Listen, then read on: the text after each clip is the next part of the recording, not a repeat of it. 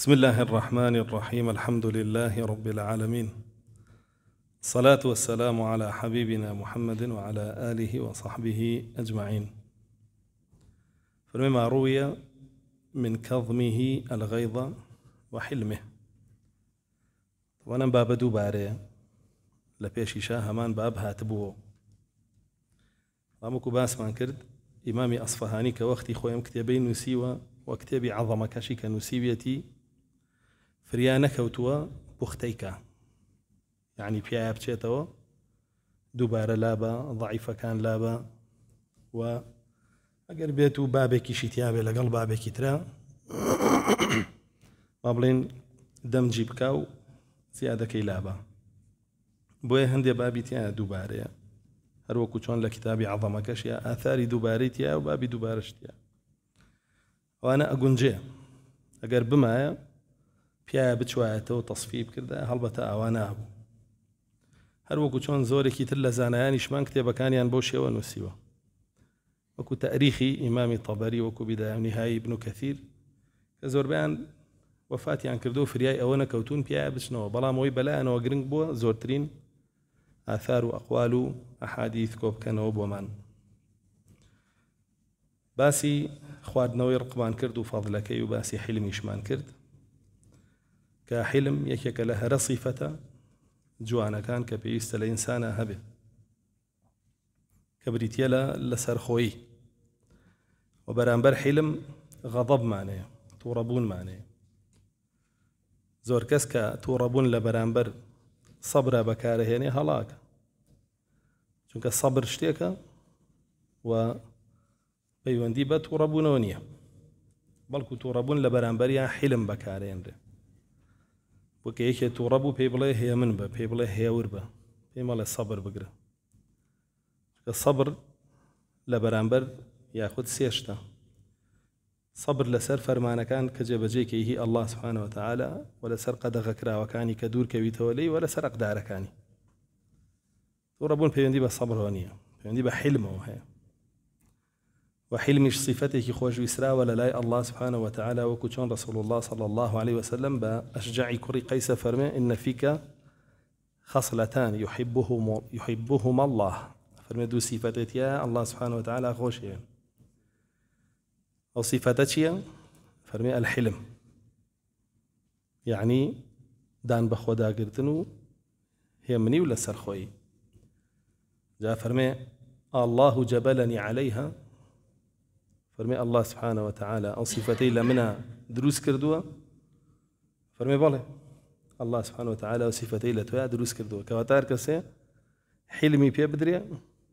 أو معناه ويا الله سبحانه وتعالى خوشي بيستوه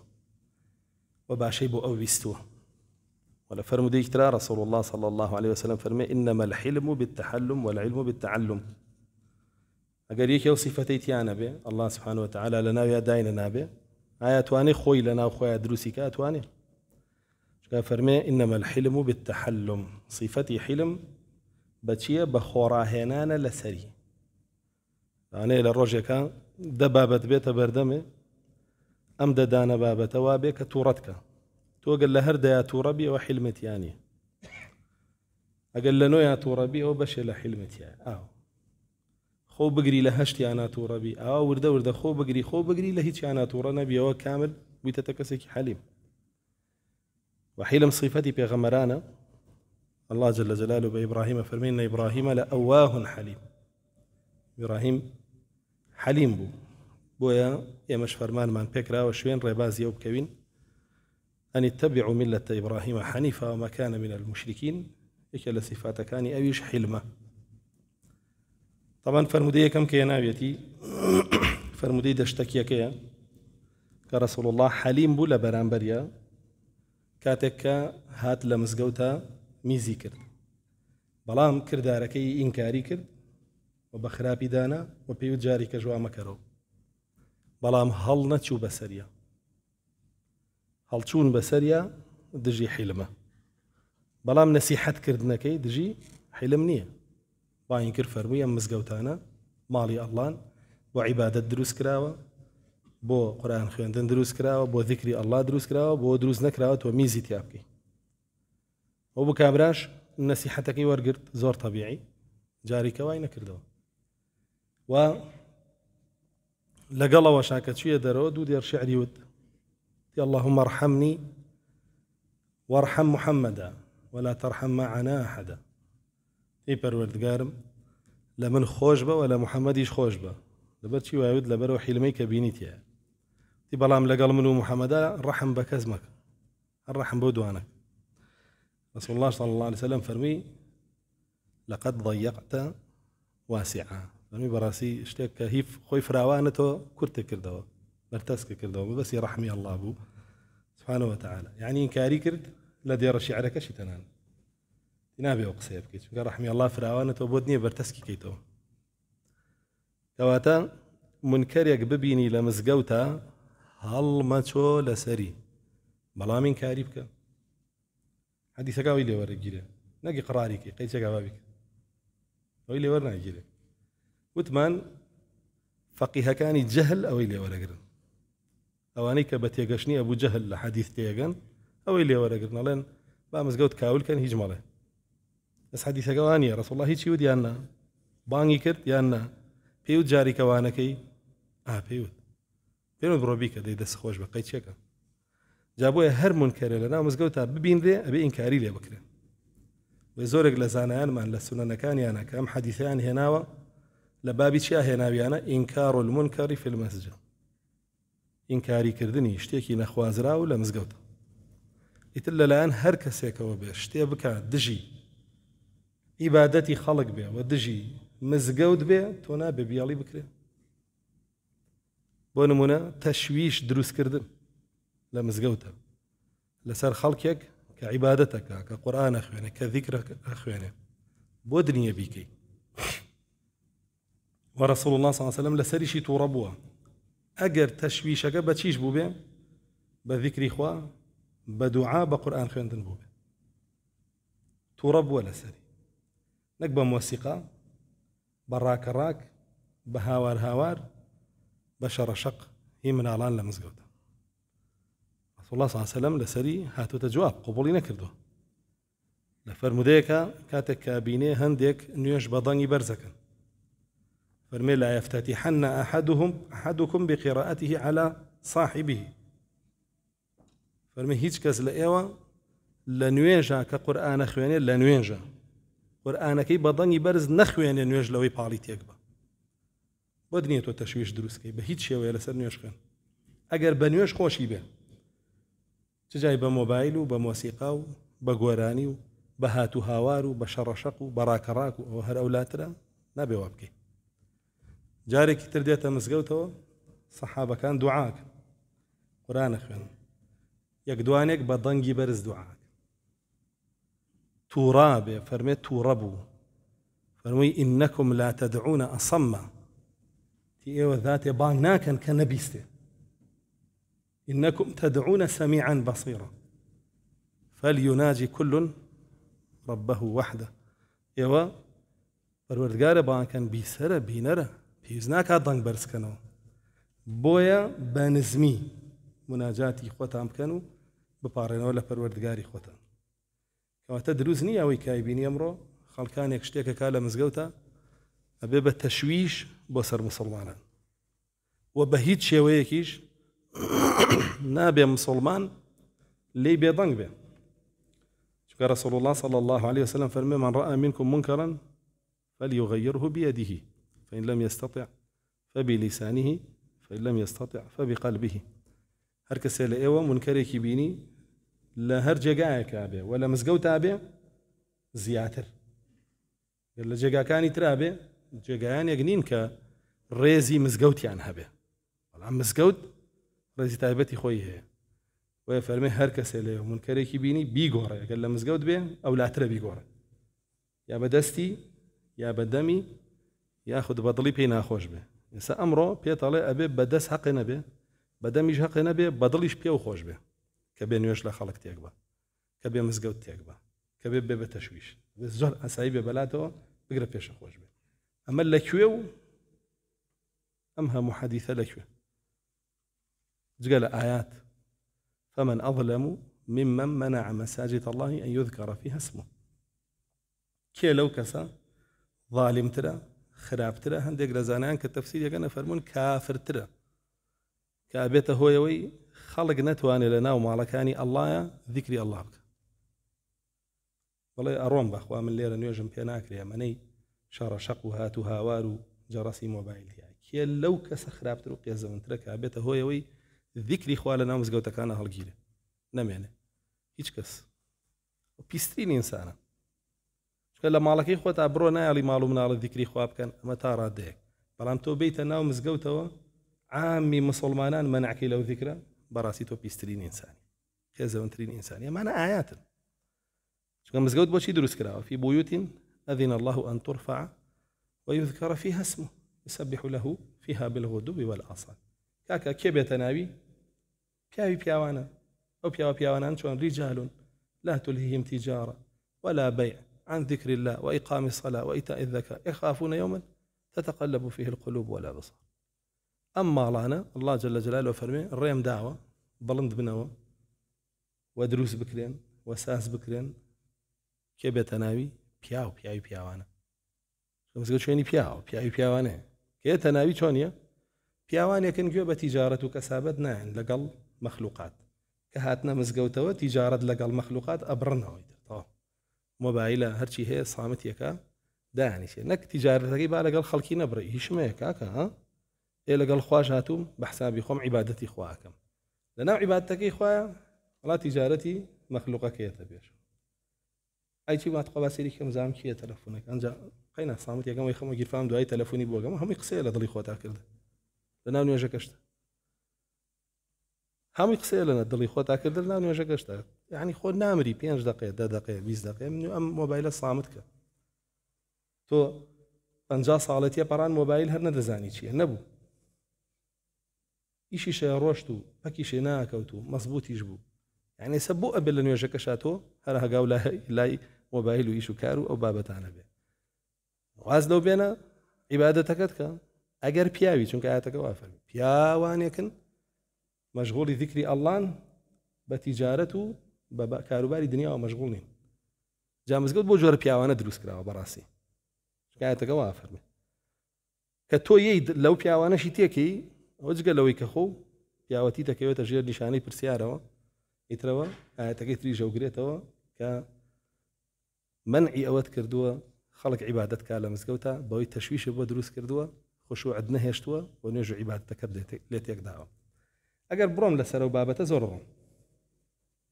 ڕۆشتوشم لەسەری لە کاتی ترا بە شێوەی تر بەڵام ئەوەندە بزانن کە ئێمە ئینکاری و بابەتاکەین لە ڕوانگەی ئەم ئاەت و حەدیثان و ئینکارەکەین کە پێمان ناخۆشە ڕوانگەی ئەم حەدیث و ئاەتانەوە ئەی تۆ کە پێ و خۆشە کە بە منەڵی ئینکاری مەکە تۆ لەکوێوە ئەمە تێناوە بە چ بەڵگەیە ئەمانەی تۆ دروستە کایڵی طبیعیە کایڵی بەڵگەکە هەموو ێزان چییە ڕقی لە منە ئێوە من بشکێنێ ئەڵێ بۆ واکە نابێ وا بکە لە داخی من لە ڕقی من خۆی تووشی کوفرەکە ئەو هەموو ئاەت و حەدیثە ڕەتەگاتەوە هەڵەسێ وتارم لەسەرە هەڵەسێ بەرنامەم لەسەر دروستەکە هەڵەسێ دەرسم لەسەر هەڵێتەوە لەسەر مەنووسێ کۆمێنتە نووسێ گوێنە دەبڕۆ من و تۆ لە قیامەتە ئەکە بینینەوە زانکە قەرزاری کێ بێ خۆمە طبیعیە بەلامانە چونکە ئەوەزان من 20 ساڵە ناوم داوەیە تقریبا لە 2004 تر دەرسم بووە و دارم بووە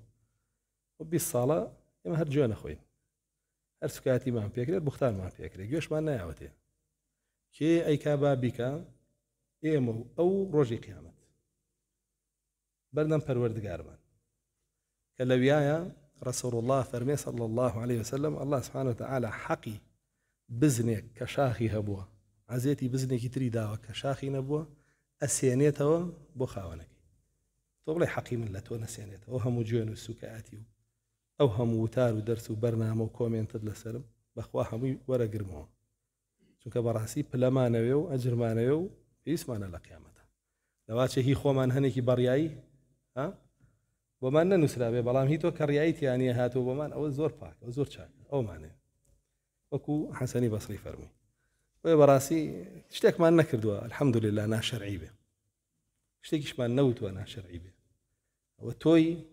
ناشرعی ئەڵێ و ناشرعیەکەی و ئەشتەوێ بەرێ بۆ چۆڵ کرێ بارەزی خۆ بیکی قبوڵیش ناکرێت و ئەم حەدیثە ئاوا لێی تێگەی و لەم مزگەوتەشە لەوەتەی من لێرە مەمە 10 ساڵە لە مزگەوتەکانی کەش کە لێی بووم بڕۆ هەمووی پرسیار بکە یەک مناڵ بێنە من پەلیم گرت بێ و لە مزگەوتە کرد بێت مەدەرەوە تو بێتم مێرەوە کە مناڵی تایە پەرداخە ئاوی گرتووەتە خۆم یاوێتی بە پشتە ملوە ئەشزانم کامێ حەل لە ناو مزگەوتیشە شتی وام نەکردووە بە هیچ شێوە لەو تاریشە هەمە ئەڵێم مناڵ بێنن بۆ مزگەوت بەس با لەگەڵ خۆتان بێ و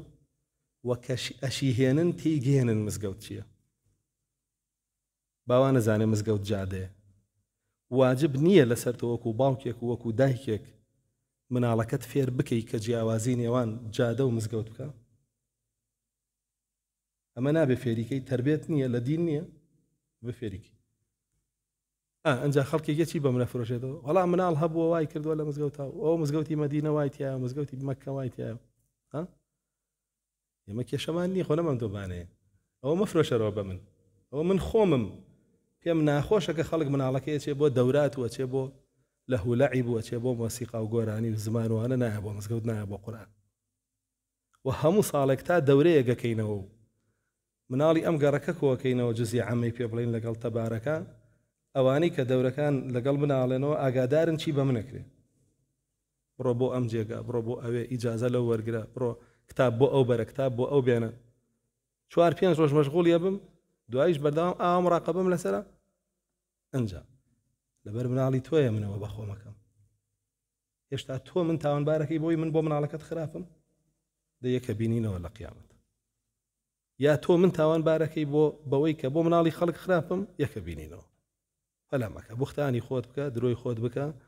سوکایەتی خۆت بکە چاواشەکاری خۆت بکە حەقکە بە بەتاڵ لە خەڵک و بەتاڵکە بە حەق لە خەڵک وەکو یەهود کای کرد یەکە بینینەوە لە قیامەت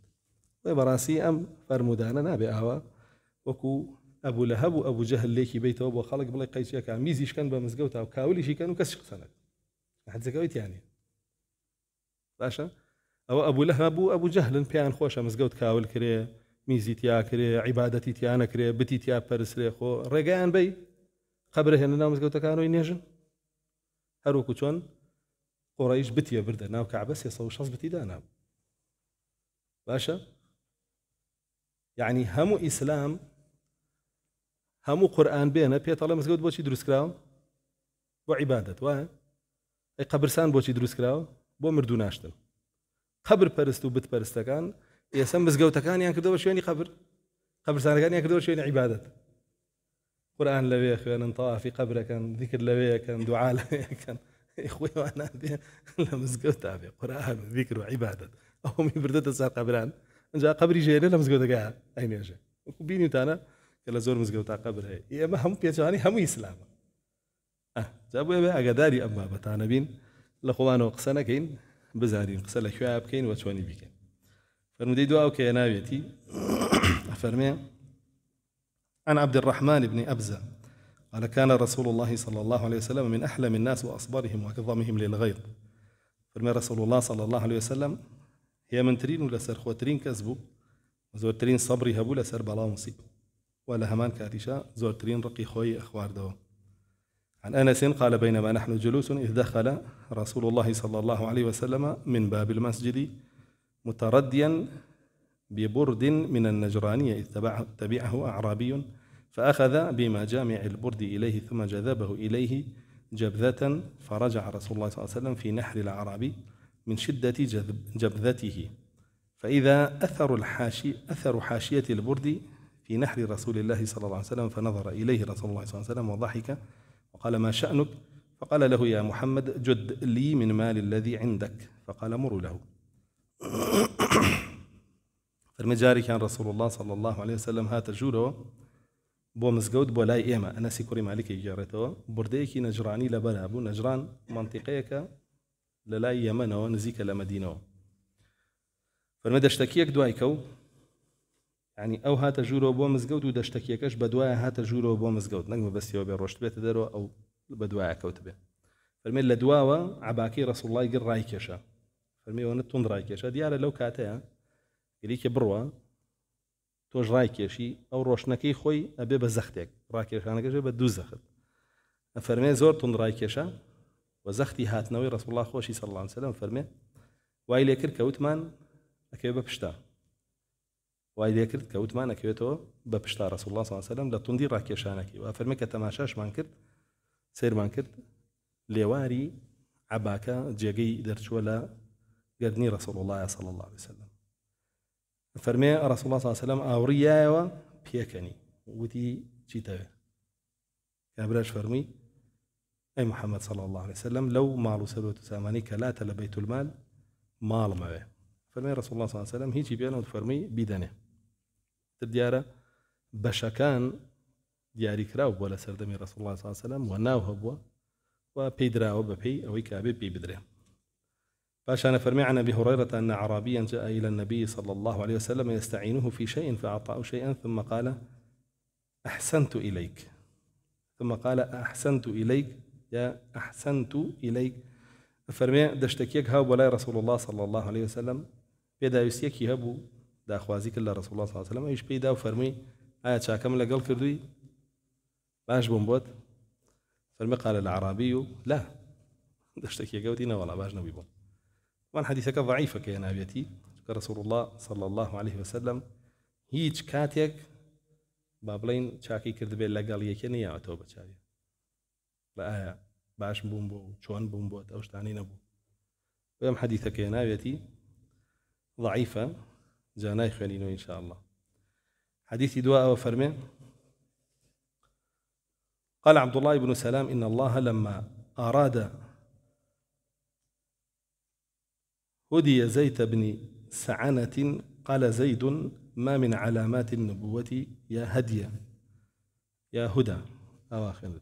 إن الله لما أراد هدى زيد ابن سعنة قال زيد ما من علامات النبوة شيء إلا وقد عرفتها في وجه محمد صلى الله عليه وسلم حين نظرت إليه إلا اثنتان لم أخبرهما منه يسبق حلمه جهله ولا يزيده شدة الجهل إلا حلما فكنت أنطلق إليه لأخالطه فأعرف حلمه من جهله فخرج يوما من الحجرات يريد النبي صلى الله عليه وسلم ومعه علي بن أبي طالب فجاء رجل يسير على راحلته كالبدوي فقال يا رسول الله إن قرية بني فلان أسلموا ودخلوا في الإسلام وحدثتهم أنهم إن أسلموا أتتهم أرزاقهم غدا وقد أصابتهم سنة شديدة وقحوط من العيش وإني مشفق أن يخرجوا من الإسلام طمعا كما دخلوا فيه طمعا ونم حديث أجهر دور دريجة إسنادك حسنا إخوانين وهمي قال رأيت فإن رأيت أن ترسل إليهم بشيء تعينهم به فعلت قال زيد بن سعنة فقلت أنا أبتاع منك بكذا وكذا وسقا فبايعني وأطلقت هاميان وأعطيته 80 دينارا فدفعها إلى الرجل قال يعجل عليهم بها فرمي عبد الله كوري السلام زيدي كوري السعنة ويستي مسلمان به فرمي كاتك الله ويستي هداياتي بدأ ويستي مسلمان به هات ديارة زيدي كوري السعنة خوي ليهود ونصارى وأقاداري نشانة كاني في غنبراتي رسول الله صلى الله عليه وسلم بويا فرمي همو نشانة كانم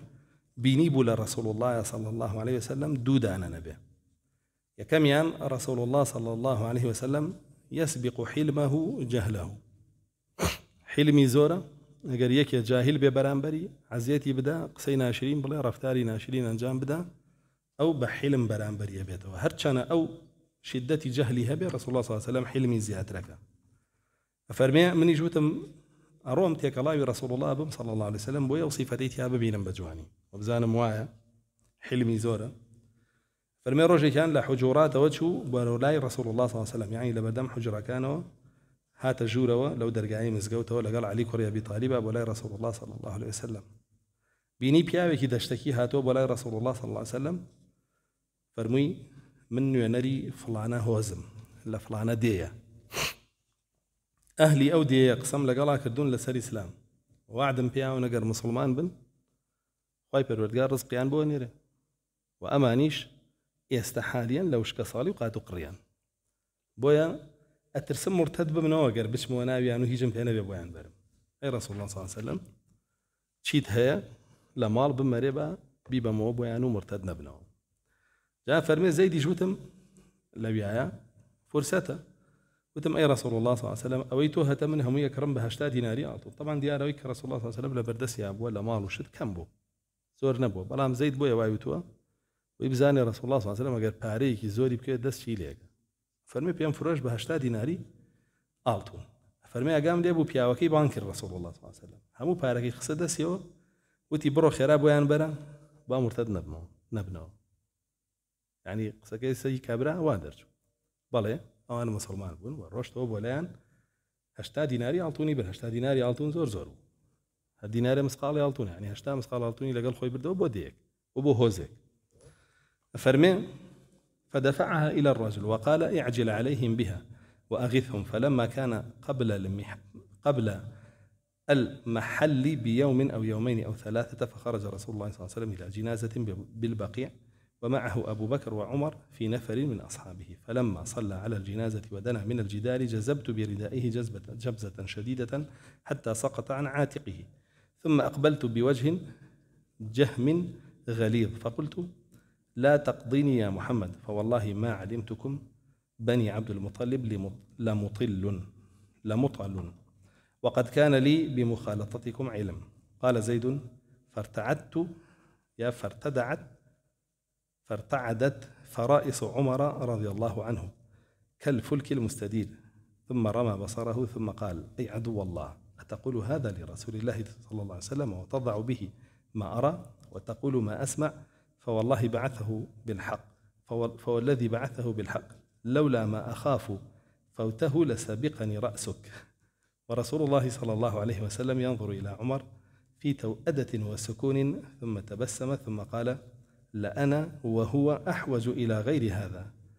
أن تأمرني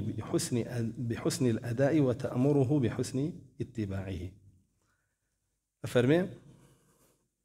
زيد كري سعنا أفرمي بوشي ورسول الله صلى الله عليه وسلم باركي دا بو كابرا الروي جا فرمي دوای چەند ڕۆژ سێرم کرد رسول الله صلى الله عليه وسلم دەرچوو بۆ جەنازەیەک بۆ بەقیع بۆی بینێژن لەگەڵ جەنازەیەک ڕۆی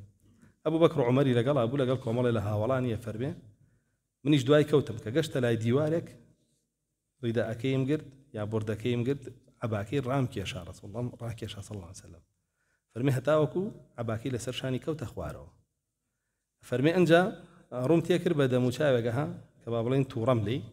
وجه غليظ جهم يعني تورم لي بطاقتم لي بيموت بوشي قرزك ممنعيتوا يخو كاتا 80 ديناركي دا بقرز نيدا بس كيسال لي راه عليه بوشي بقرز ناميت قرز يومتتي بوشي ناميتوا من نمدي وايوي بني عبد المطلب شي بن مطل يعني وكسيك مماطله كبقرز ناهياته دواخه ولا بياني ولا دو بياني ولا حفتيش كورناهياته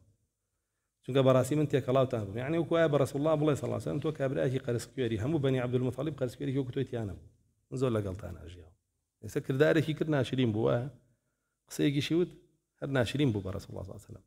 لێرەیە چی رەسوڵ الله صلی الله علیه و سلم تاقیەکاتەوە حیلمی زانێ سەبرەگریان ئەفەرمێ سەیری عومەرم کرد زانیم زۆر تووڕە بوو عومەری کوڕی خەتاب ئەوانە هەموو شتێکی پێ ناخۆش بووە کە بەرامبەر بە رەسوڵ الله بکرێ صلی الله علیه و سلم خوشەویستی رسول الله صلی الله علیه و سلم بۆ الله و رسول خوشەویستی عومەری کوڕی خەتاب بۆ الله و رسول الله صلی الله علیه و سلم لە حد بەدەر بووە فەرمێ سەیرم کرد ئیمامی عومەر زۆر تووڕە بووە چاوی ئاوا گێڕێ و هەناسەی خێرا بووە و دەمارەکانی ملی هەستاوە سەیرێکی کردم وتی هەی دوژمنی خوا ئەوە وا بە رسول الله علیه صلی الله علیه و سلم ئەنجا فەرمووی و بە هەمان شێوە کە وای پێڵێ ئاواشی لێەکەی عباكي راكيش تاع لسر شاني بكوية تخوارو فەرمی سوێن بۆ ذاتی رسول الله بە حەق نردووە ئەگەر ترسی ئەوەم نەبوایە کە لەسەرم ئەکەوێ مەبەستیەوەیە چونکە تۆ بڕێ پارەت داوە بە رسول الله صلی الله علیه و سلم فەوتەه ئەوە پێش ئەوەی خۆم بگەمە بەردەم رسول الله صلی الله علیه و سلم سەری تۆم فڕایە بەردەمی سەرم لێ کردیتەوە هەڵمایە بەردەمی ئەنجامودەوە سەری ئەو کامرایە فرمي منيش سيدي رسول الله صلى الله عليه وسلم زان موقفي تشيل لو قصي عمر فرمي سيدي مكر زور بهي مني ولا سر خوي سيدي إمام عمرك هيش توران أبو بيكنين يا شكر تبس مزهر دخني شكر فرمي بخواي عمر مني شوان بيعاش بيس من بمنية يعني سري أو بيسي ببرينية بيسي بتشيا إذا ومنيش بيسم بسري أو نية بود الخوش ناب وهيش مدسناك ولا بريني سري أو جوابي ده فاجان فرمي أو فرمانم بيك بشي بحسن الأداء أو هشتا ديناري بمو بشي ويكي جوان توش فرماني بيكي بشي تأمره بحسن اتباعه فرماني بيكي كحقي نبي بسر باركو نبي وباري خوي أبو شيوي فرمي إلى هنا عن ابن أبي عاصم مقصيكي أبو الشيخة وزاد أبو زرعة في حديثه اذهب به يا عمر فاقضي حقه وزده 20 صاعا من تمر مكان ما رعته فرمي وتي يا عمر بربيبة مالك يبر ولا بيت المال هشتا دينارك ولا بر أويتو ليتو ربو يقسو بيود بيست صاع خرماشي بره صاعك شنقة شوار مدة يعني صط مشت خرماي بره صط مجنا هشتا مش تقريبا خرماي بره أبو شيء أو حقي أويكا ليتورو ومنابه بالربا بالربا لبري خوي بيداو قال زيد بن سعنة فذهب بي عمر فقاضاني حقي وزادني صاعا من تمر فقلت ما هذا؟ قال أمرني رسول الله صلى الله عليه وسلم أن أزيدك مكان ما رعتك فقلت أتعرفني يا عمر؟ قال لا فمن أنت؟ قال أنا زيد بن سعنة قال الحبر؟ قلت الحبر الحبر قال الحبر قلت الحبر قال فما دعاك إلى أن تفعل برسول الله صلى الله عليه وسلم ما فعلت وتقول له ما قلت فما عمر بردمي لقال هردانا دينارك صاعك خرمايام يعني مشتي خرمايام أو بوشي أو بيطاو كذا فرمي دواء أو كبي دامو وتمم زيادة شيء وتيوا لبر أوي كترسان دميتوها رشام لأكدي فرمي وتم تو من ناسي عمر وتنا وتم من زيد كوري سعنم وتي حبرك يهود يكلا جورا عالي مكان يهود بو رفيقي عبد الله كوري سلام فرمي وتم بالي حبرك يهود أبو نشانه كان رسول الله شيزاني لا والله ما جمان بيدا فرمي وتم يباش بوات كل رسول الله صلى الله عليه وسلم وبوشي واشود قلت يا عمر إنه لم يبق من علامات النبوة شيء إلا وقد عرفتها في وجه رسول الله صلى الله عليه وسلم حين نظرت إليه إلا 2 لم أخبرهما منه فنوت ماي عمر لبرو وام كرد هرچی نشانەکانی پێغەمبەرایەتیە لە دەموچاوی رسول الله صلى الله عليه وسلم خوێنمەوە دوو دانە نەبەیەکی كان حلمەکەیەتی ویستم تاقیکەمەوە أخبرهما منه يسبق حلمه جهله ولا يزيده شدة الجهل عليه إلا حلما دوو نیشانەکە ژەمانن یەکەمیان حلمی پێش جەهلیەکەوێ وجهلی جاهلیش هەتا زیاتر بێ بەرامبەری ئەو نیشانەی دووەمە حلمی ئەو زیادەکە إسا راكشانك خويا وجهلك بوا دواي جهلك زياد كر بوي تاون باري كر بقرس كويري كثير رسول الله صلى الله عليه وسلم حلمي زي كذا أو أبيس بيبين لي فأشهدك يا عمر أنني قد رضيت بالله ربا وبالإسلام دينا ومحمد صلى الله عليه وسلم نبيا وأشهدك أن شطر مالي فإني أكثرها مالا صدقة على أمة محمد صلى الله عليه وسلم فرمي أي عمر توشهد بورازيب بإسلام الله صلى جل جلاله پروردگارم به و پرسراوم به و به اسلام دینم به و محمد صلی الله علیه وسلم پیغمبرم به و تو شاهد به نیوی مالکم که من زورترین مالم هی لنا و یهودا دولمندترین کسیانم صدق به خير به ببخش له بسر امتي رسول الله صلى الله عليه وسلم فقال عمر او على بعضهم فانك لا تسعهم كلهم قلت او على بعضهم قال فرجع عمر وزيد بن سعنة إلى رسول الله صلى الله عليه وسلم فقال زيد أشهد أن لا إله إلا الله وأشهد أن محمدا عبده ورسوله فآمن به وصدقه وبايعه وشهد معه مشاهد كثيرة فرمي عمر فرمين توناتواني مال ببخشي بسر همو أمتي محمد صلى الله عليه وسلم زورن ولا بعضي كان مالكي توجونني فرمي بعضي كان وفرمي دواتر قرايا ولا قال إمام عمر شو ولا رسول الله صلى الله عليه وسلم وشاهد ماني هنا ودواتريش إيماني بيه هنا وبيعتي بيداو لهمو مشاهد كان مشاهد يعني شر وصلح وهرشي رويدا ولا جاني رسول الله صلى الله عليه وسلم لقال يا أبوه باش أنا فرمي حديثي كتير ناو حديثك ضعيفة ناخذ إن شاء الله وانده بس الجزء الرابع صفة ضحكه وتبسمه وغضبه ومزاحه. باسي چەند صفەتێکی تری رسول الله كا صلى الله عليه وسلم پێکەنینی وزەردەخەنەی وتوڕەبوونی وەگاڵتەکردنی. طبعا پێکەنین زەردەخەنەکەمان باس کردووە، وتمان تەبەسممان هەیە، ضحکمان هەیە، قەحقەهەمان هەیە. تەبەسم وتمان بەس بە دەم و چاوە زەردەخەنەیە. ضحک وتمان دەنگێکی کەمی لەگەڵە و دانەکانی دواوە دەرەکەوێ، دەنگەکە لە خۆت تەجاوز ناکە. و قەحقەهە وتمان ئەوەیە کە لە خۆت تەجاوزەکە و لە دوورەوە خەڵک گوێی لە قاقاکەتە بێ. وان رسول الله صلى الله عليه وسلم قد قەحقەهەی نەبووە، پێ بکەنێ خەڵک گوێی لێ بێ. ئەوەندە بووە کە خەڵک لە بەردەمیا گوێی لێ بووە، نەک لە دوورەوە گوێی لێ بێ. قەحقەهەی نەبووە، وەکو هەندێک کەس کای بینی ئەی کات. فەرمێ ضحك وتبسم ئەوە باسمان کرد، غەضەبیش هەر باسمان کرد. ئەنجا دەسەر مزاح. طبعا مزاح علماء كتعريف كان فرمون اتيان بكلام أو فعل من شأنه التسلي والضحك وإدخال السرور إلى الأحبة والأصدقاء. بريتيالا وتني قسيك ياخد نواندني كردارك كأبيت هوي خوش حال كردني برام بركت وأبيت هوي بيكنيني باشا بلام أو كسكية کەسێکی خۆشەویستە یاخود ناسیاوتە، کەواتە لەگەڵ هەموو کەسێ نایکێ. و مزاح نەقیضی جدە. جد يعني ئەو شتێک کە بە جددی ئەکرێ، پێکەنینی تیانێ و بابەتانی تیانێ. مزاح ئەوەیە کە پێکەنینی تیانێ. طبعا مزاح مەرجی خۆی هەیە، هەموو کەسێ ناتوانێ بیکە. کۆمەڵێ مەرجی هەیە، ئەنجا ئەبێتە شەرعی. ومرجاني تيانا بي مزاحكين شرعية. مرجكانيش زورن علماء هنا يعني كميان يجب أن لا يكون فيه الاستهزاء بشيء من الدين. هيج قال تكردنيك نابي قال تكردني بدين تيابي بحيث تشتكي دين چونك أو كفرة.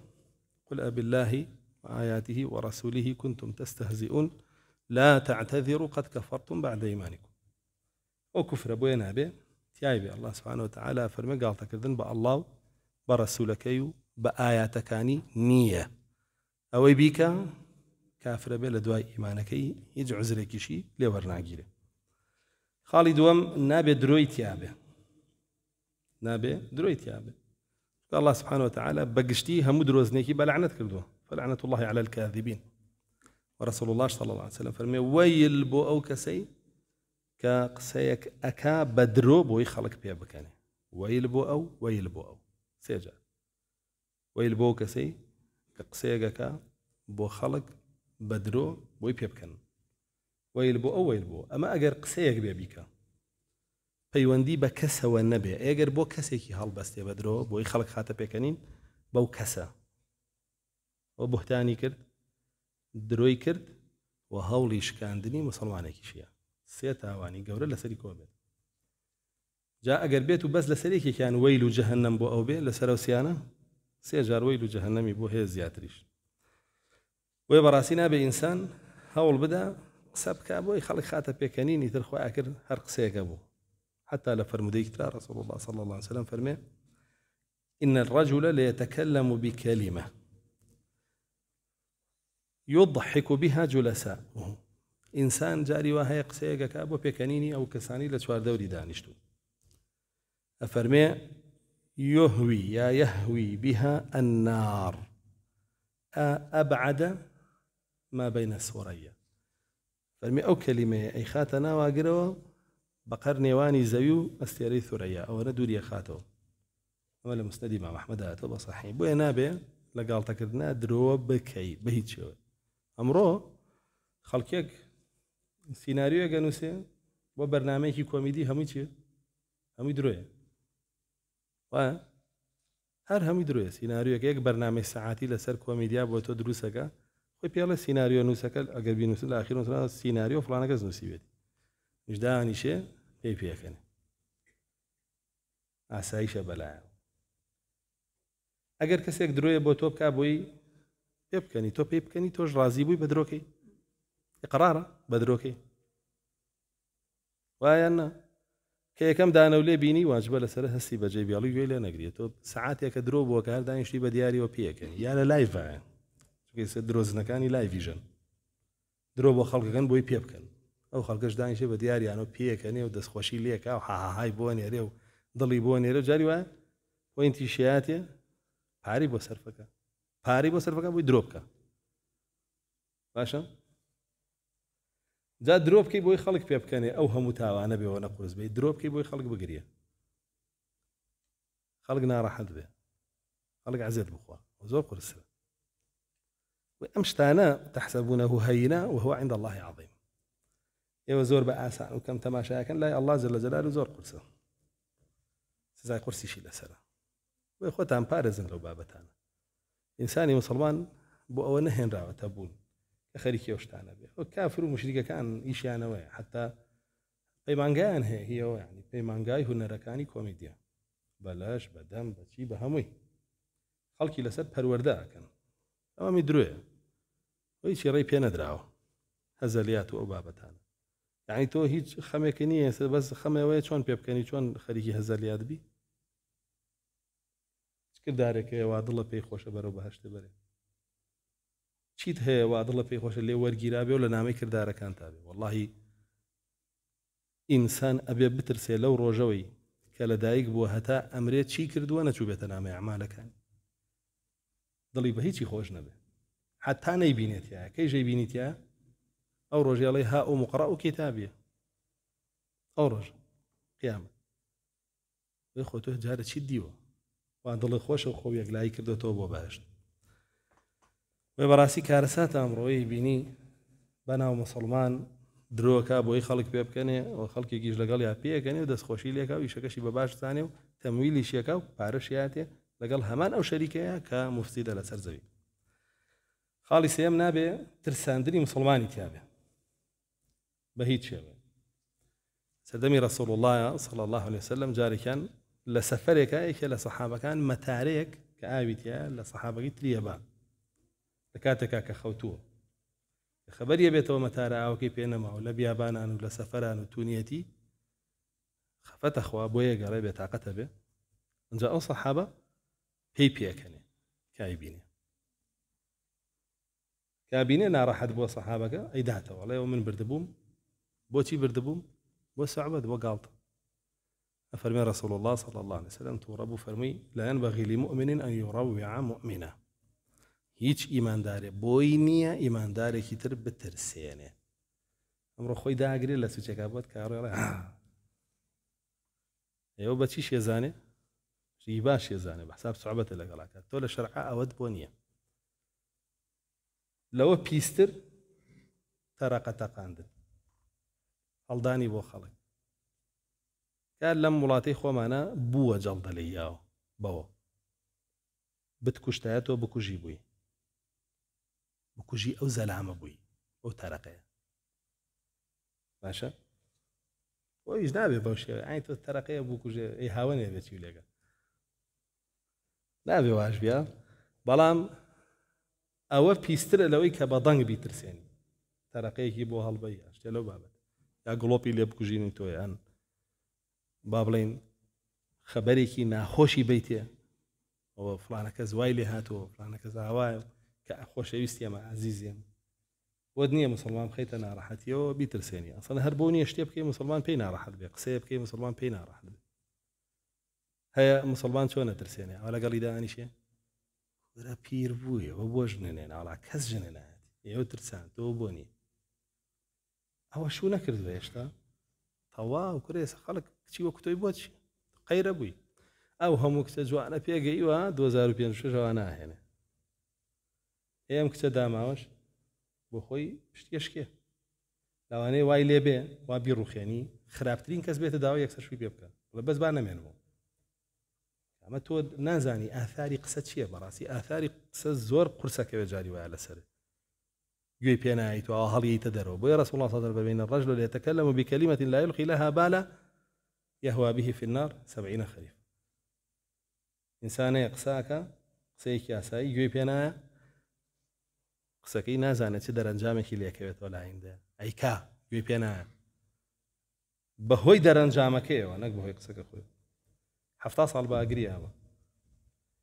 بزانە کە قسە بۆ خەڵکیەکەی چیڵی بۆیە الله سبحانه وتعالى فەرمێ قولوا للناس حسنا کاکە لەگەڵ خەڵکی قسەی باشکەن هەرچەنە حسنا بە لا إله إلا الله تەفسیر کراوە یعنی تۆ قسەکانێ بە لە دەوری لا إله إلا الله بێ ولا إله إلا الله خۆی بێ کە قسە لەگەڵ خەڵکیەکەی نەک قسەی بەتاڵ و قسەی خەمهێنەر و قسەی ناڕەحەتکەر و قسەی ڕوخێنەر و بابەتانە هەڵڕێژی بەسەر خەڵکیە بەڕاستی ئەمە هەمووی باجیە جا بە سوعبەتەوە بێ ناکرێ بە غەیری سوعبەتیش بێ ئەولاترە خراپترە ناکرێ خاڵی چوارەم نەگاتە حەدی ئیستیهزاء چونکە مزاح جیاوازە لە ئیستیهزاء مزاح مەبەستە چییە؟ تەسلیەی ئەو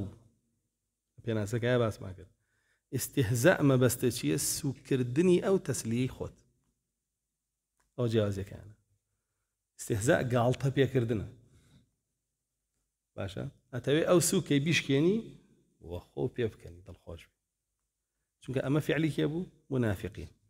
إنما نحن مستهزئون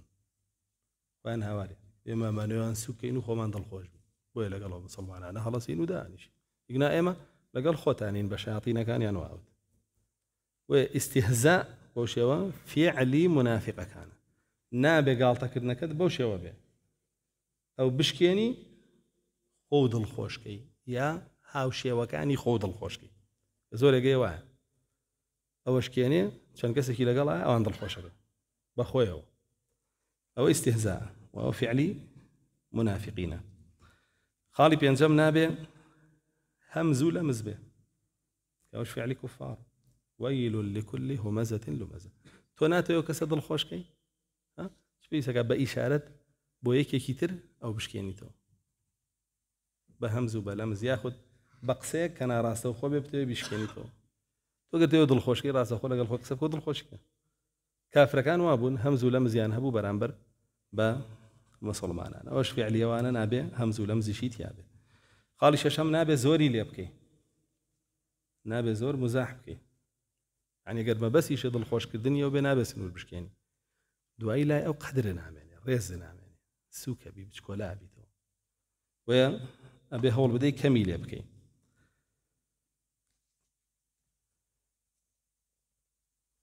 بەڵکو پێویست نەبێ نەشیکەی پێویست نەبێ نەشیکەی وەلەو کاتەیە بیکەی کە ئەبێ بە دڵخۆشیە بۆ ئەو تەواو سرور تدخله على قلبي مسلم دڵخۆشیەکە بیکەی بە دڵی مسلمانانە ئەوە بۆ خۆی ئەجرە بۆت وەیە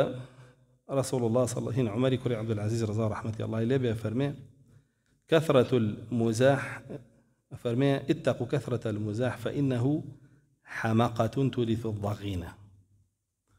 فرمي خوتان بارزن لا زور صعبات كردن قالتا كردن لبروي حماقتك اگر زوري ليبكي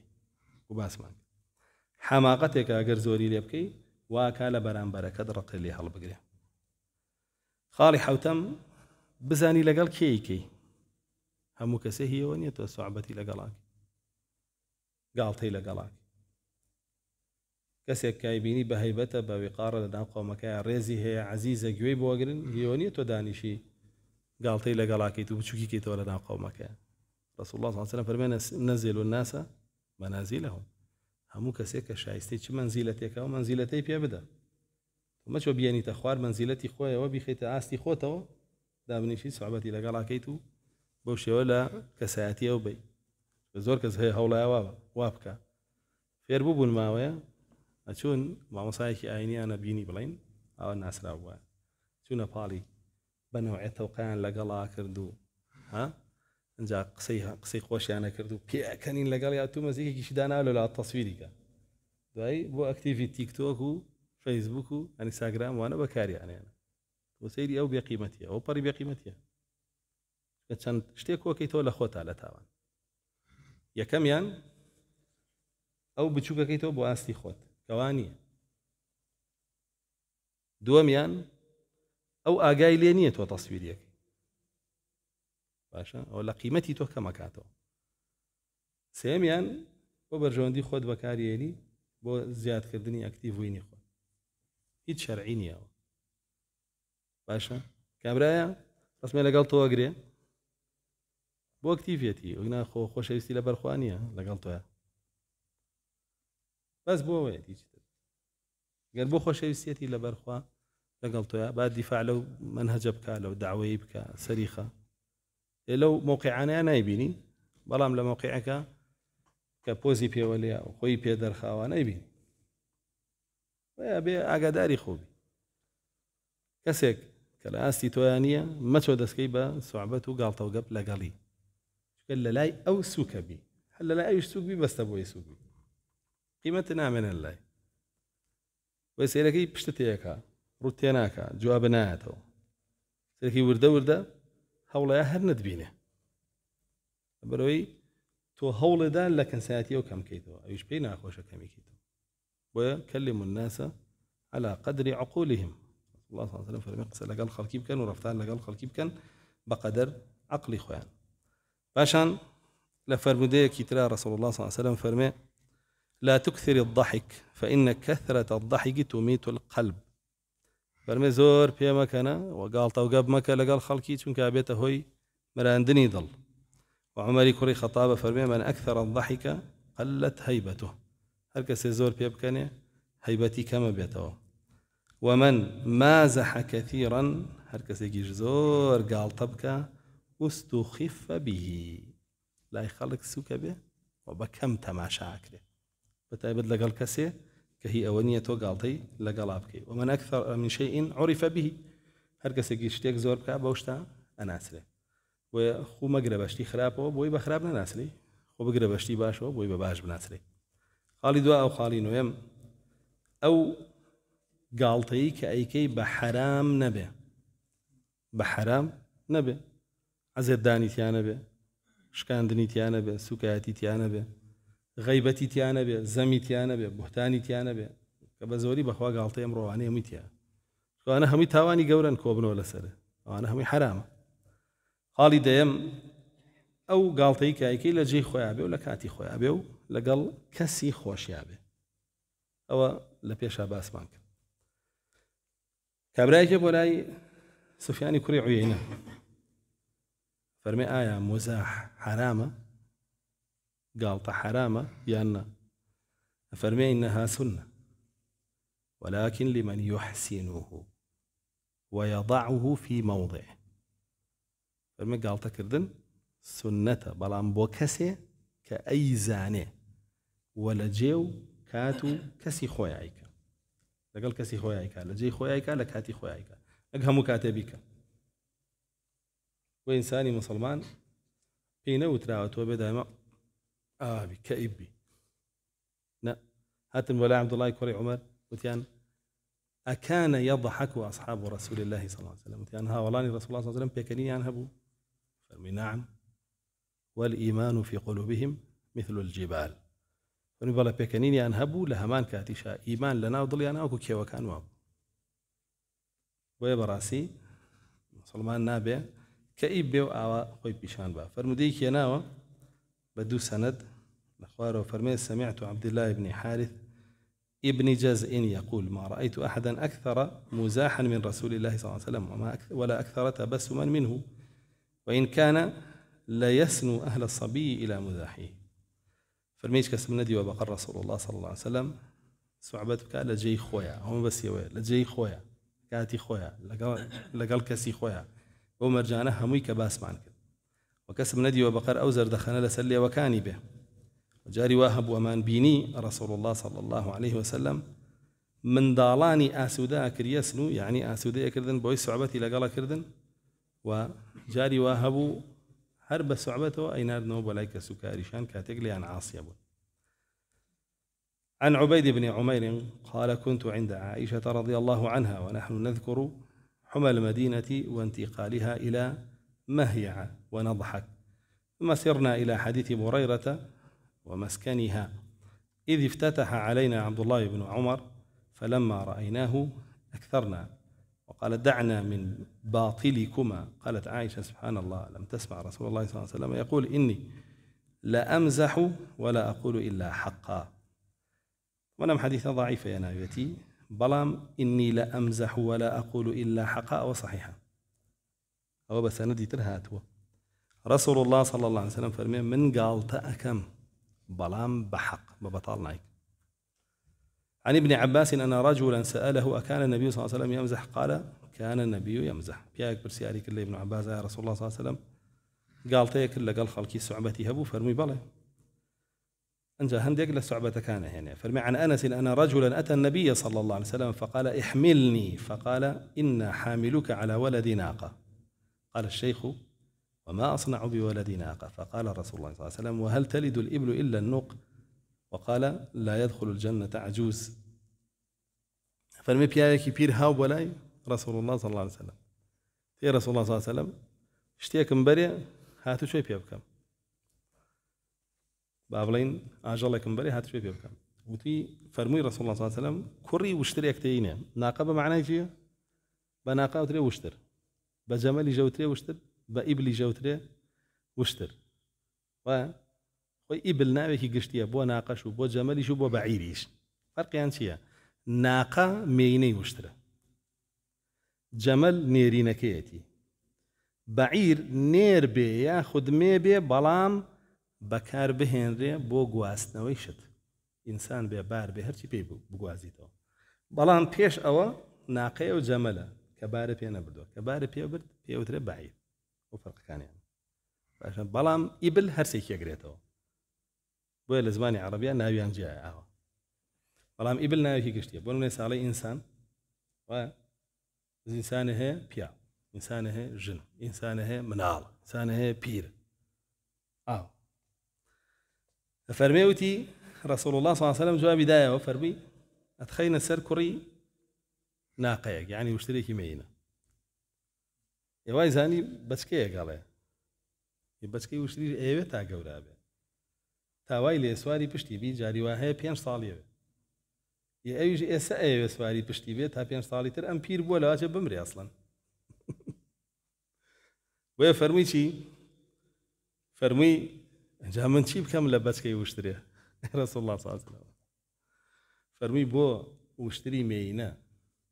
هەمووی هەر منداڵی نابێ هەمووی هەر منداڵی ئەو نین وشترەکانی تریش هەمووی هەر لە وشتری مێینە بوونا بەڵام یعنی گەورە بێ و بە کەڵکیەوە بێ کە تۆ لەسەری بڕۆیە سۆ سوعبەتی لەگەڵ کردیاننا سوعبەتەکە حەقیش بوو سوعبەتەکە حەق بوو وتی کوڕی وشترێک هێنێ ئێ وشتر گەورەش بێ هەر کوڕی وشترێکی تر نییە بچووکیش بێ هەر کوڕی وشترێکی ترە ئەمە شێوە جا فەرمی عەجووزێکیش هاو بۆ لای وتی دوعام بۆ بکە بچمە بەهەشتەوە ئەم بە کورتی هێناوێتی عەجووز لەیان بەسی چیە بەسی ژنە هەندێک گەڵێن کەلیمەی شەیخ بۆ پیاوی پیر بەکارهێنرێەوە کەلیمەی عەجووز بۆ ژنی پیر بەکارهێنرێ بەڵام کەلیمەی عەجووز لە عەجزەوە هاتووە کەمبوونەوەی قودرەت و تواناییەکان بۆ هەردووکی بەکاریە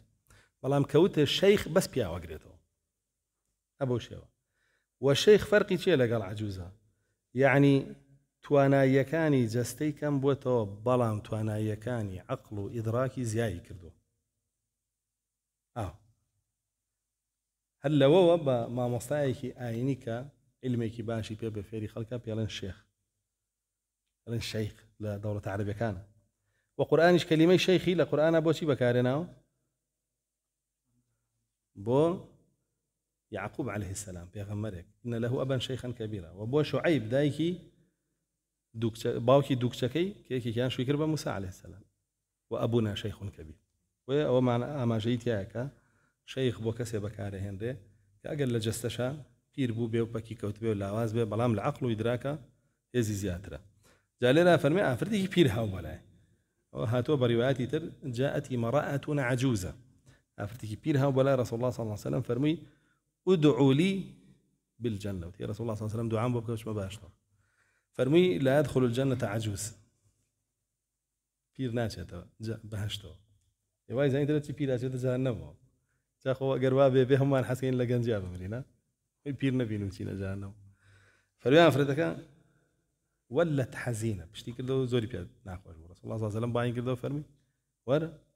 تۆ چیتە بەهەشتەوە عومرە 30 ساڵ بە گەنجیە ڕۆی بە پیری ناڕۆی يعني صعبتي لقال الرسول الله صلى الله عليه وسلم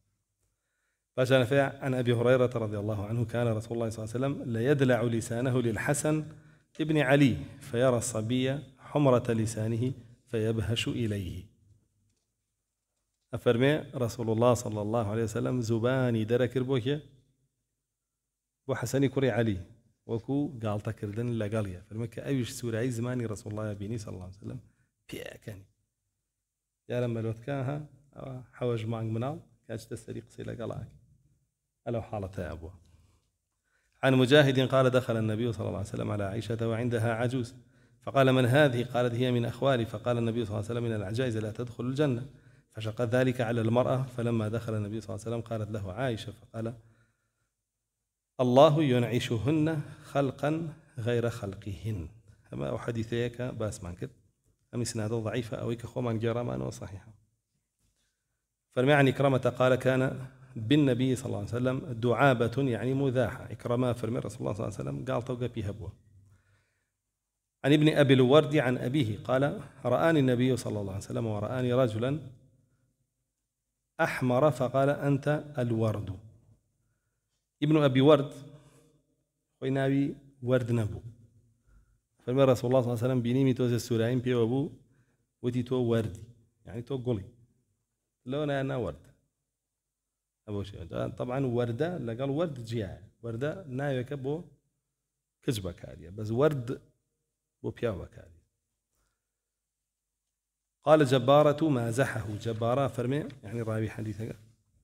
رسول الله صلى الله عليه وسلم صعبتي لقال كد بلام أو بي خوش بو كدي بنا وبو خوي زورك لصحابة وأبوه. وصحابيك فرمي السفينة لا سفري بابرين غزوي هنا يبينه أشته غزوي تبوك كاتن بو تبوك برسي أبن هندق لو اشتركان ينصر برنا يخون كهاتو شوي بيه كانوا كلو بالي لا سلا أو صحابي زور كلاجاتو بهذا به واشتراكي خويا كم كسر بري در خوادي خوي صحابة كانيا دعاية شي باري واشتراكي دي خوي هل يقدر باركش زور زور رسول الله صلى الله عليه وسلم كايبيني فرمي أنت سفينة أنت سفينة لو خوينا وأنا سفينة خوي بيخوش الله نايق رسول الله صلى الله عليه وسلم لينا ابن بيمخوش أو ابن صحابك. عن ابن كعب ابن مالك عن أبيه قال كان النبي صلى الله عليه وسلم إذا سر بالأمر استناره كاستنارة القمر. سباسي تيكا روخوشي رسول الله صلى الله عليه وسلم فرمي كشتيكي بيه وترا بيه خوش بو دموشاوي روناك بو أكو شون مانغ روناك بيته ولا مانغي شواردها. عن عبد الله بن كعب عن أبيه قال كان النبي صلى الله عليه وسلم إذا سره الأمر استنار وجهه استنارة القمر. عن عائشة أنها قالت أن رسول الله صلى الله عليه وسلم دخل علي مسرورا تبرق أسارير وجهه. أم حديثش بس مانكت عائشة خاتون في البر رسول الله صلى الله عليه وسلم جاري كان هذا مال ودل خوش بود مشاوي دروشاوة. عن عائشة قالت ما رأيت رسول الله صلى الله عليه وسلم مستجمعا ضاحكا حتى أرى لهواته إنما كان يتبسم. عائشة خاتون فرمي نمدي ورسول الله صلى الله عليه وسلم بضني برس بياب كانيا وزمان بشكولي دركبه وككاني همي دركبه إلا بينما بيكانين يكي كمي أكدو دمي كما كردوا. عن أبي رجاء حسين بن يزيد الكلبي قال ما رأيت النبي صلى الله عليه وسلم ضاحكا ما كان إلا تبسم. أو أشهر أو شيء حديثك يا عائشة خاتونه. عن علي بن أبي طالب قال كان النبي صلى الله عليه وسلم إذا رأى ما يكره قال الحمد لله على كل حال وإذا رأى ما يسره قال الحمد لله الذي بنعمته تتم الصالحات. أم حديثش قسمان لسركرت. عن صهيب قال ضحك رسول الله صلى الله عليه وسلم حتى بدت نواجزه. صهيب رمية فرمي رسول الله صلى الله عليه وسلم بيكني هتا دانا كان يدواوي دركو أما زور هاتوا بزم حديثة ضعيفة بس خوي بسندي ترزور هاتوا حتى كاتك رسول الله صلى الله عليه وسلم موعد يقدان يبوا أفرتان نصيحتي أنك روجك نصيحتي أنك ولا بر عمري كوري خطاب خويا كا بجورا لو كاتا أفرتا كان بضاني برسق ساعة كانوا قفتوه كان لقى رسول الله صلى الله عليه وسلم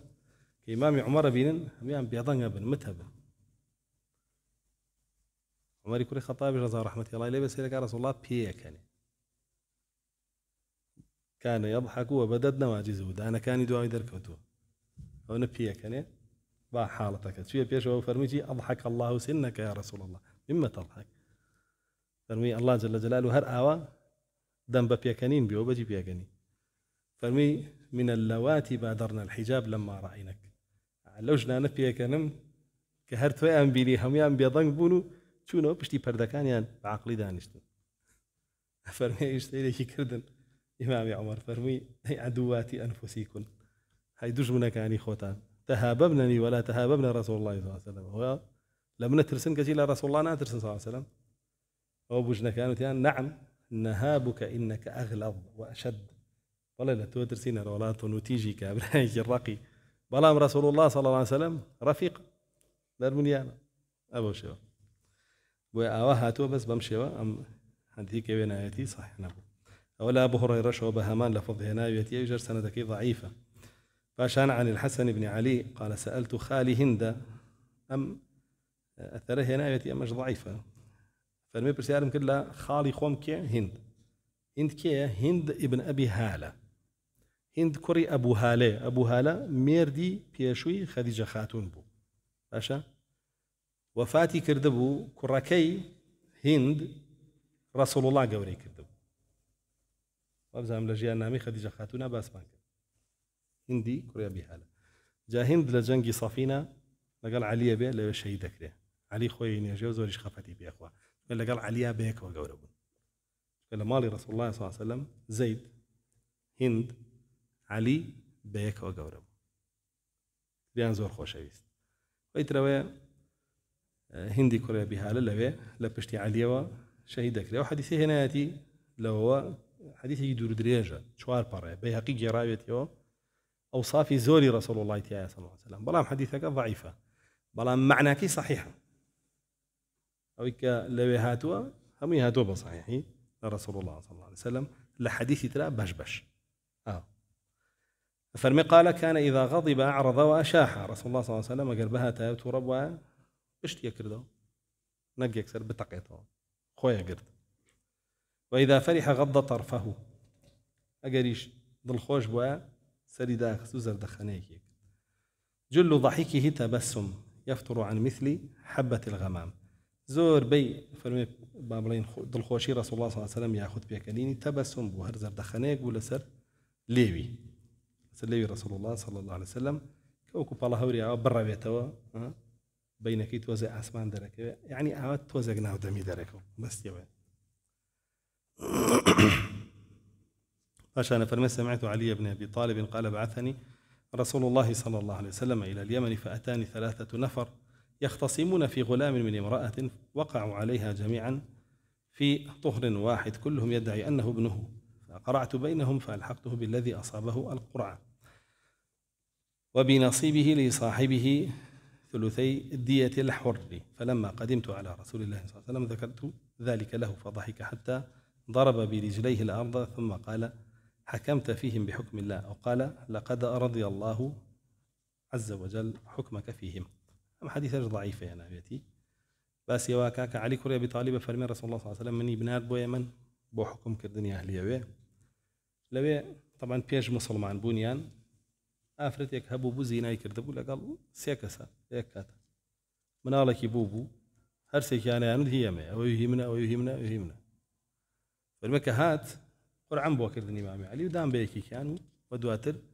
وتم بيتو دي بيتو بو دوانيتر هي إنسانة أبو شو فرمي كهات مو بو رسول الله مجير أو بيكنيو بيدا بزويا فرمي الله جل جلاله حكمك رازي بس حديثك ضعيفة. عن أمه أنس بن مالك أبي طلحة جريته وعبد الله كري أبي طلحة لا أنس كري مالك وقال رأيت رسول الله صلى الله عليه وسلم تبسم حتى بدت نواجزه وجهر زور باس مانكر. عن براء بن عازب قال كان النبي صلى الله عليه وسلم إذا غضب رؤي لوجهه ظلال فرمي رسول الله صلى الله عليه وسلم قالت ربوا دمشاوي وكو سيبر آوا دا أكوت يتر أوروناكيت يعني أما كباسي كردو. فجاءنا فرمي الجزء الرابع صفة بكائه وحزنه جزء شوارم صفتي قريان رسول الله صلى الله عليه وسلم وخمي رسول الله صلى الله عليه وسلم. طبعا رسول الله صلى الله عليه وسلم هيج خميكي بو دنيا نبوه هم يبو قيامة بوه وقرياني شي وكو قرياني يمن بوه وكو شون بيكنيني شي وكو بيكنيني يمن بوه. ابن قيم الجوزي لزاد المعاد فرمي كاتك باسي قرياني رسول الله صلى الله عليه وسلم فرمي أما بكاؤه فكان من جنس ضحكه فرمي رسول الله صلى الله عليه وسلم قريانكي وكو بيكنينكي بو شون بيكنينكي ضنغي لقلان بو زور نبو قريانكشي ضنغي لقلان بو لم يكن بشهيق ولا رفع صوت قال بقريا لهر حالتك أبوها شەهیقی تیان نەبوو، یعنی هەناسە و دانەوەی و لورە لور و دەنگ بەرزکردنەوە و نوزەنووز و ئەوانەی تیان نەبوو. ولكن كانت عيونه تدمع ويسمع لصدره أزيز. فرمي هر أوان دبو چاوەکانی فرمێسکی پیاتە خوارەوە و سەنگیشی هاژەهاژێکی لێوا هاتووە لە حەدیثی ترا کە ئەزیزی القدری المەغلی، وەکو چۆن قۆریەک کتریەک مەنجەڵێ لەسەر ئاگر بێ بکڵێ گیزە گیزێکی لێ و قوڵپە قوڵپێکی تایە، ئەفەرمێ سەنگی ئەوەت لێ هەستە کرد و چاوەکانیشی فرمێسکی پیا هاتە خوارەوە. ئاوا بۆ گریانی رسول الله صلى الله عليه وسلم. وكان تارة يبكي رحمة على الميت. جاري وهب رسول الله صلى الله عليه وسلم أجريا وكو رحمك لسر مردويك أو رحمة على مريض. عند جار أجريا لسر رحمة لسر نخوشك. شو بولاي سعد كوري عبادة رسول الله صلى الله عليه وسلم نخوش بو سعد قوري أنصاري كان لهوش خوي شو لو دقيا كقشت السري فرمي أو ما هو يا لهوش خوي شو يعني لهوش خوي شو نمردو فرمي اللي يا رسول الله صلى الله عليه وسلم شاي بربو فرمي زقات أخواره بساوى كاني أو أبو هاولا كاني بينا خوش بنا راح ببن هاي فرمي عزيز عليه ما عنتم دوين الشرح ماك. وإبراهيم كري وفاتي كرد بسر جنازكي فرمي زقات أخواره بتشاوية أو أبو سعد لي برسي تنهانا عن البكاء وتبكي هذا غمان ليك إلى جريان وخوش يجري فرمي أوام لي قد غنك بدون فرمي سقبت شاوتان هذه أو رحمك الله جل جلاله ضلا ديناه أوام لي قد غكردون كالأخوتان بنو شيوان كانوا ضنك برس كانوا كاوا هي جاهليات أو باش أنا فرمي وتارة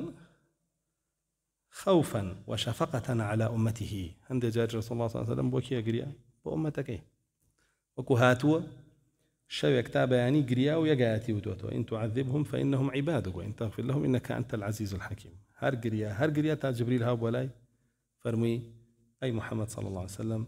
بوشي أقريي الله جل جلاله فرمي أو الرازيم كل أمتك يا رازي كدنا قتيبو شفاعتي بهذا وبهمان شي وجارك تلا تحياتا زور قريا وأمتك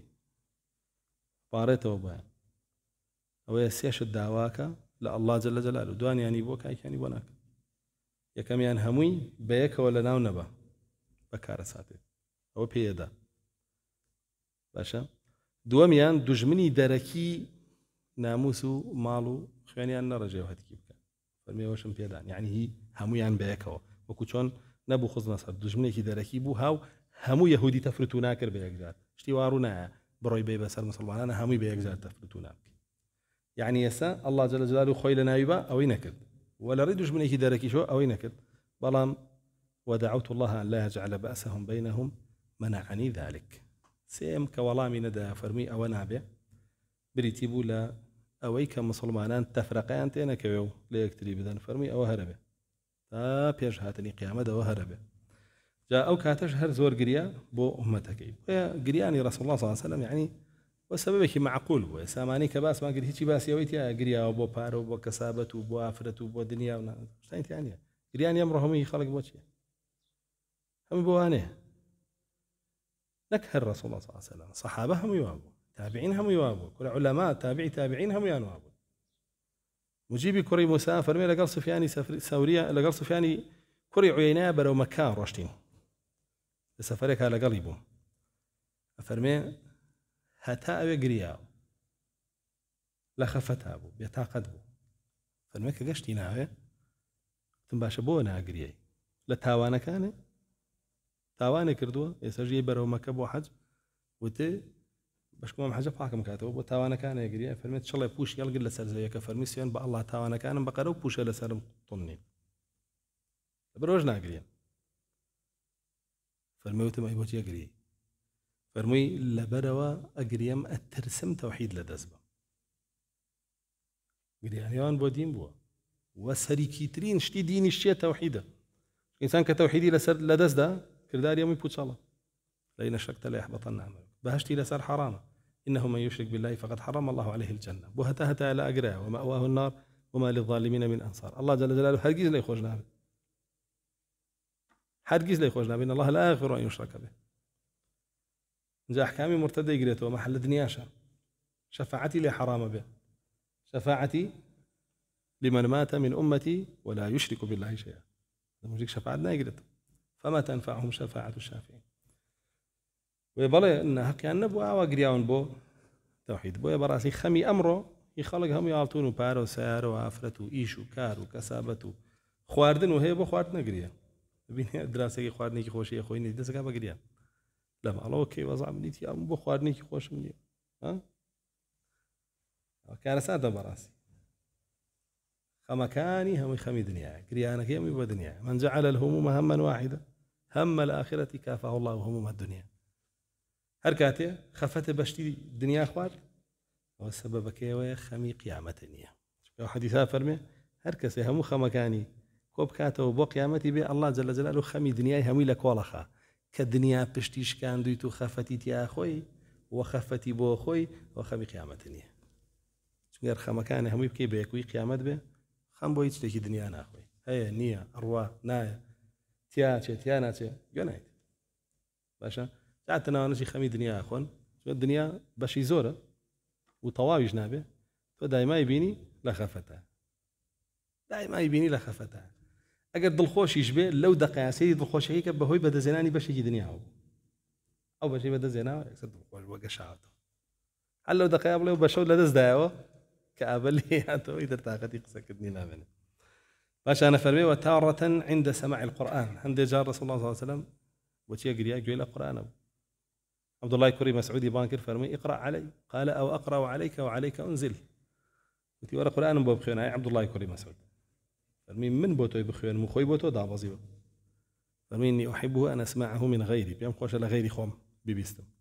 فرمي فافتتحت سورة النساء حتى وصلت الى قومه فكيف اذا جئنا من كل امة بشهيد وجئنا بك على هؤلاء شهيدا رأيت النبي صلى الله عليه وسلم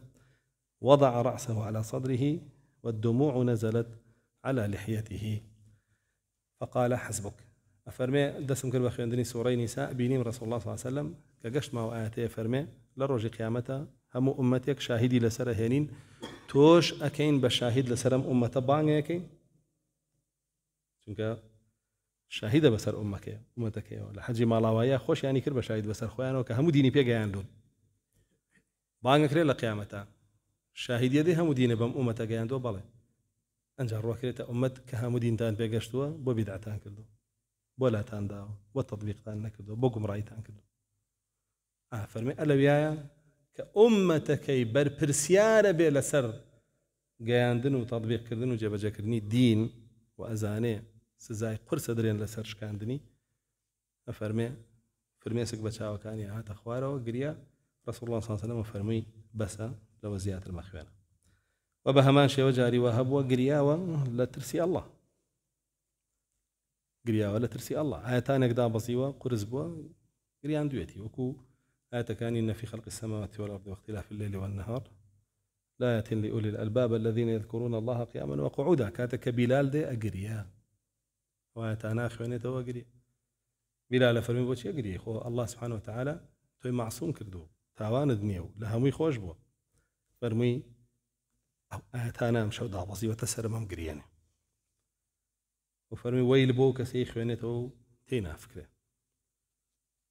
أبو شو جابوا أو قريانا كان رسول الله صلى الله عليه وسلم هم سيرة بدو زرو بخوانه رو قريانا كاني هم إلى بيناوي دينو قيامته شارنوس سرنجامي أمته أبو ويا قرنج إنسان لمشى شوان رسول الله بكي صلى الله عليه وسلم أدبي وكو أوبه قريانا كاني بو بابتانا بينك بو شتي دنيا إنساني مسلمان باها والبا بقري بو خرابكاني ككردويتي تاوانكاني ككردويتي وكو شون رسول الله صلى الله عليه وسلم فرمي وابكي على خطيئتك بقري لسر تاوانك رسول الله صلى الله عليه وسلم تاواني نبو أشقريا تو تاواني شيء ناقري وهو البابو أو بيع وابو أو كمكريانا بك كردوتا ودرجي رمضان روش تأكيدي لي خوش بني خواتي عبادة سيناو يعني أعقد تأكيدني بوي بقريا بو. بلكو بدسي بهن فرمودية كم كهناية فرمي عن أنس قال رأيت إبراهيم بن رسول الله صلى الله عليه وسلم فدعاه فضمه إليه فرأيته بين يدي رسول الله صلى الله عليه وسلم وهو يكيد بنفسه فدمعت عيناه. فقال رسول الله صلى الله عليه وسلم تدمع العين ويحزن القلب ولا نقول إلا ما يرضي ربنا وإنا بك يا إبراهيم لمحزونون. طبعا فرمودية بشان سندي كتراته وسندش حسنة فرمي كاتك إبراهيمي كوري رسول الله صلى الله عليه وسلم كمن ضربه عندك قالن قشتوته 2 ساڵە نەکەن قالن قشتوته 3 ساڵیش تەمەنی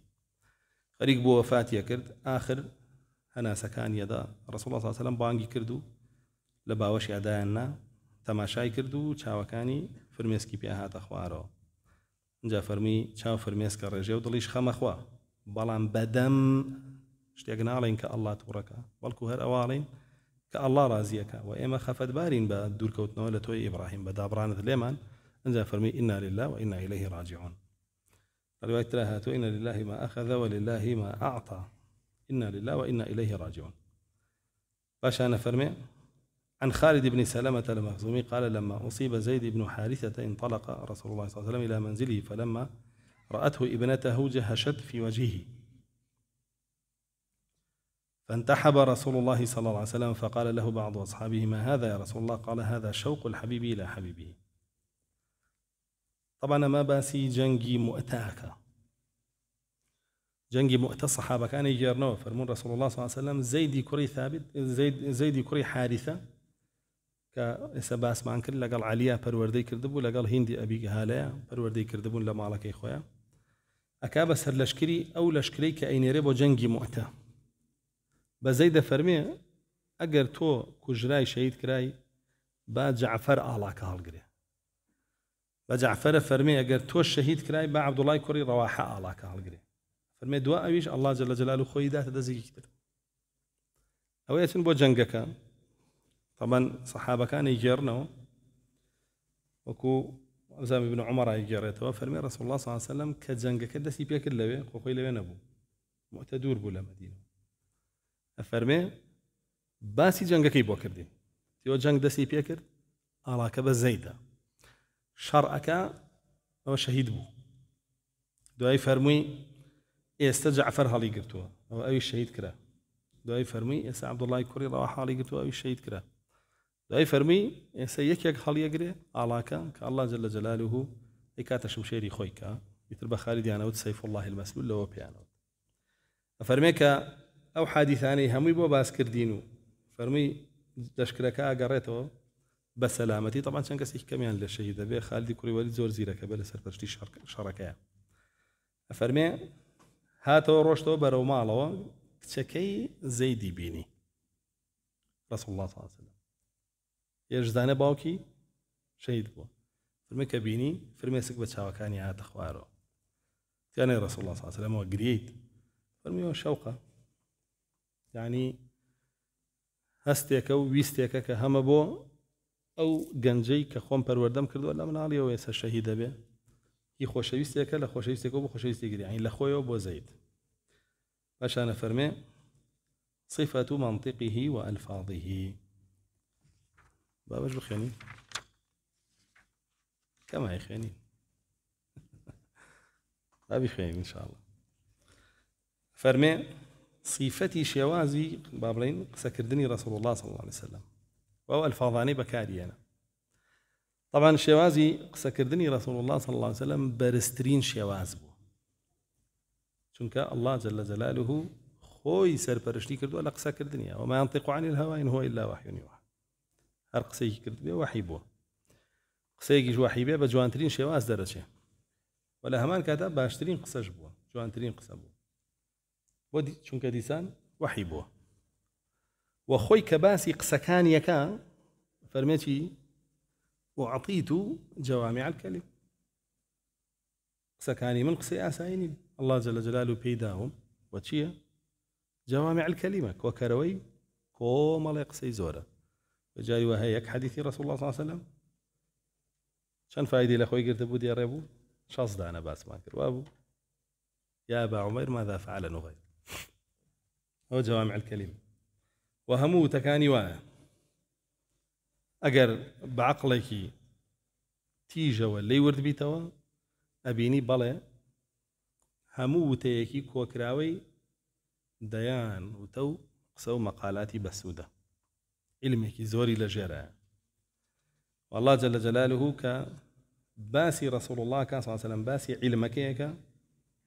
ئەفەرمێ هەموو ئەو علمەی هەتا خۆم پێم داوی وعلمك ما لم تكن تعلم وكان فضل الله عليك عظيما فرمي هامو أوي كتو يلي علمك خوم بيم داي يوكي حديث رسول الله رتكاته أو كسيك علمي رسول الله رتكاته بين يازلي ببهاني تيش بخادوا قرآنك كأدروك وبراسي رسول الله صلى الله عليه وسلم أو حكم قسكانيتي وأو حالي قسكانيتي نابك بيدرا رسول الله صلى الله عليه وسلم بير بكيته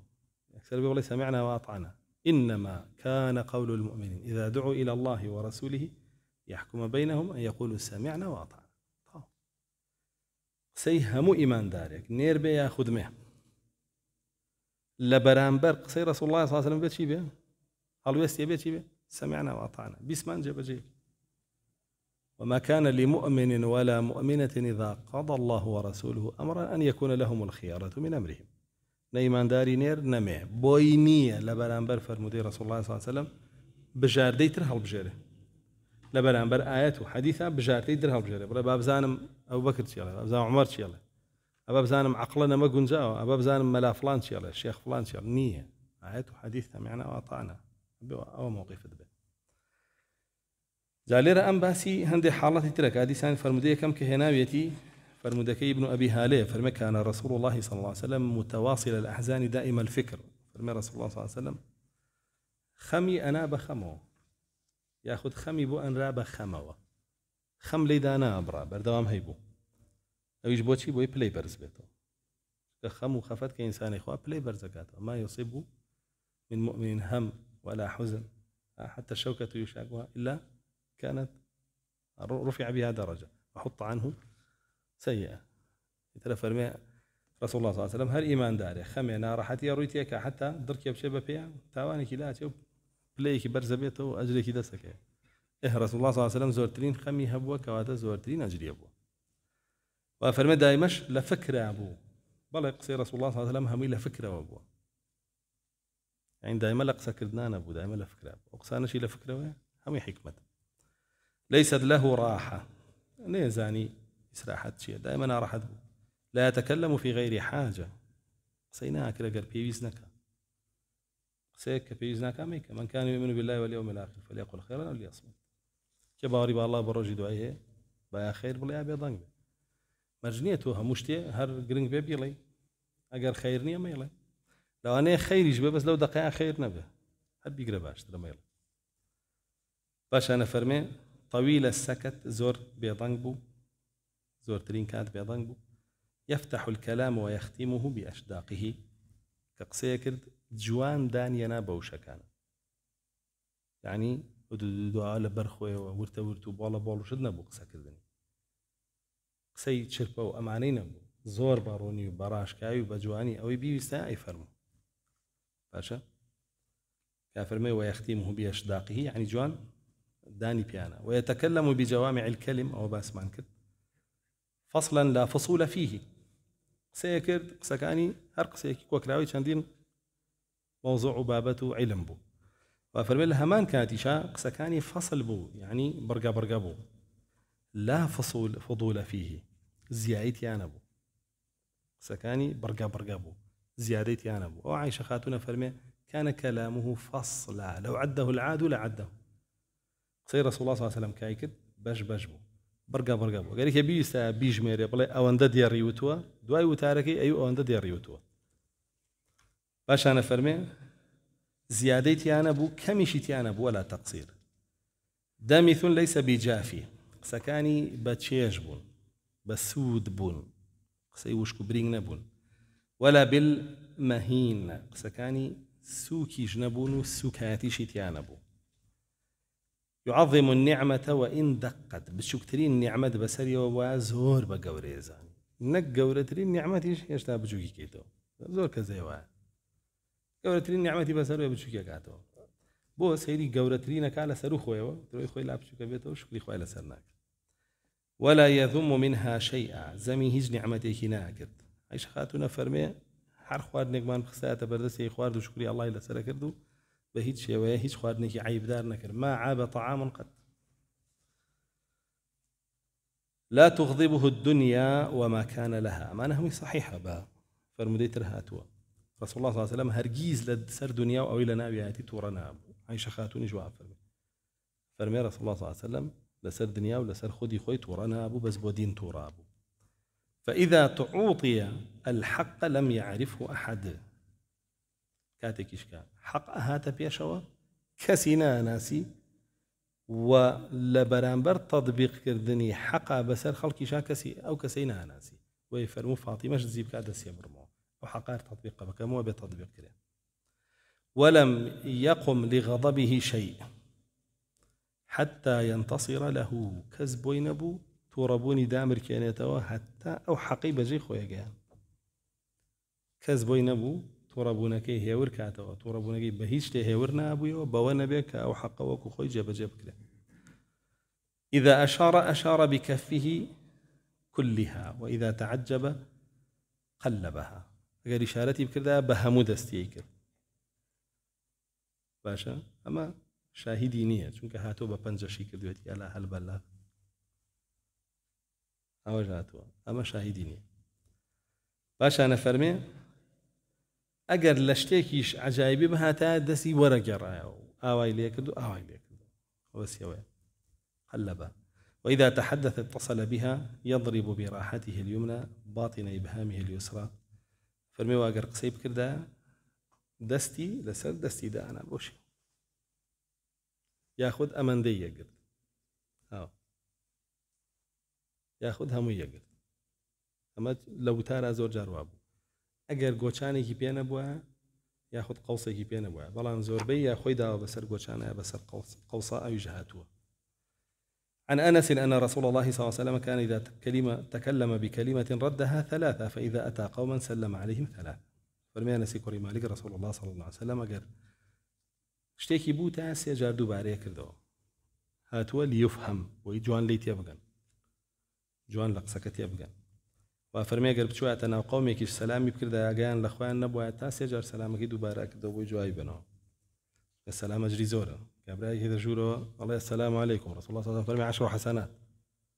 هيك كده جورو الله السلام عليكم ورحمة الله فرمي 20 حسنة. هيك كده جورو السلام عليكم ورحمة الله وبركاته فرمي 30 حسنة 6 حسنة. باش أنا فرمي حدثنا الزهري أن رسول الله صلى الله عليه وسلم لا يسرد سردكم هذا ولكن يتكلم بكلام الفصل يحفظ ما سمعوا منه. أما لا عائشة خاتون وهات وكا فرمي رسول الله صلى الله عليه وسلم لزهري